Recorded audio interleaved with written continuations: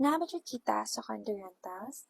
Hi, I am Janessa from Property Managers PH, and today isi-share ko yung aking experience bilang handler ng mga condos. Tinanbudget mo kita juga sa condo?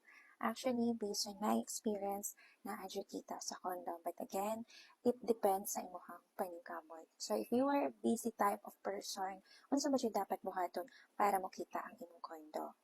Number 1, asa na diha ang mag-hire ka og mga agent para mag-market sa imong condo. At number 2, pwede mo siya i-post dito sa Airbnb or sa booking.com. And pinaka-effective is ang mag-post ka sa Facebook. And of course, mag-join ka mga groups para dito na market ang imong condo and dito possible makabook ka o client. And kung gusto siya ka makita ang imong condo bago ka mag-purchase, please consider the location. Dapat doon sa schools, doon sa mall, doon sa airport.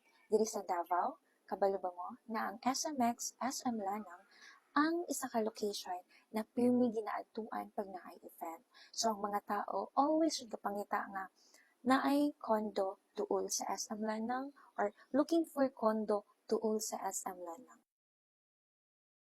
So if mo palit ka condo for rentals, don't forget condo na dool sa SM Lanang. And if nangita ka someone na mutabang para magkaroon ka sariling condo, gikan sa reservation, hangtod sa pag-process, i-message lang ko kay andam ko mutabang ninyo.